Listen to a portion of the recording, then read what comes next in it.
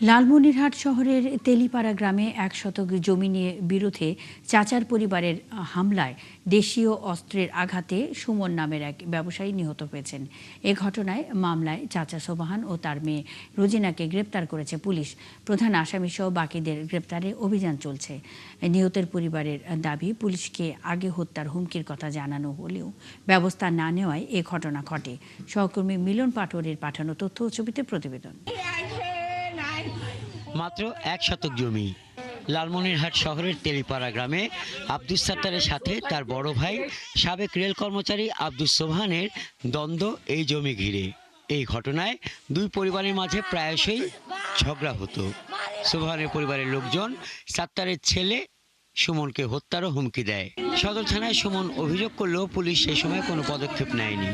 বাবা আমার ভাইয়ের বেটা, ফুফাতো ভাইয়ের বেটা, ভাসতে গেই তো আমার সাথে কথা কয়, আসতো কথা কয়, পরশু দিন আমার বাজার করি, আর সেই সব আজকে মারা গেল। আত্মা টানসা ইয়ার একটা জীবন জাহান ধনবার এই বিচারটা তোমার করে দিলেন। মানে ওই মায়ের মনে হয় ১০০ নম্বর বেটা উঠছে। এই মাথায় পানি দেওয়া দেওয়ি করতে করতে আমি দৌড়ি যাই ডাকে নিয়ে আসি রংপুর সদর থেকে রংপুর মিলে। নিহতের স্বজনেরা জানান, জমির পাশে আব্দুস সাত্তার সুপারির গাছ রোপণ করেন। এতে চটে যায় সোবহান। গত শনিবার রাতে সোবহানের লোকজন ওই গাছগুলো কেটে ফেলে। এ নিয়ে দুই পরিবারের মধ্যে প্রথমে বাকবিতণ্ডা হয়। পরে আব্দুস সোবহানের ছেলে, তার লোকজন লাঠি, রামদা সহ দেশীয় অস্ত্র নিয়ে সাত্তার পরিবারের ওপর হামলা চালায়। সংঘর্ষে রামদায়ের আঘাতে সাত্তার ছেলে সুমন সহ গুরুতর আহত হন। আহত বাবা ছেলেকে রংপুর মেডিকেল কলেজ হাসপাতালে ভর্তি করা হয়। চিকিৎসাধীন অবস্থায় সুমনের মৃত্যু হয়। আমি আবার এদেরকে ফোনে বলতাম, বাবা ওরা যতই উত্তেজনামূলক কথা বলুক, তোমার উত্তেজিত হইও না, তো বাসা থেকে বের হইও না। একটা ঘটনা ঘটে গেলে কিন্তু এটার আর সমাধান হবে না।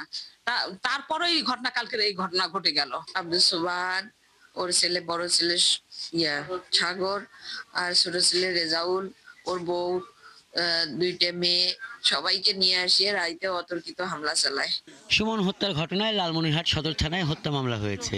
পুলিশ দুইজনকে গ্রেপ্তার করেছে, বাকিরা পলাতক। সদর থানার ভারপ্রাপ্ত কর্মকর্তা জানান, বাকি আসামিদের গ্রেপ্তারে অভিযান চালানো হচ্ছে। সংবাদ পেয়ে পুলিশ তাৎক্ষণিক ঘটনাস্থলে যাই এবং ঘটনার বিষয়ে আমরা তাৎক্ষণিক অভিযোগের প্রেক্ষিতে আমরা হত্যা মামলা রুজু করিয়াছি এবং এই বিষয়ে আমরা তাৎক্ষণিক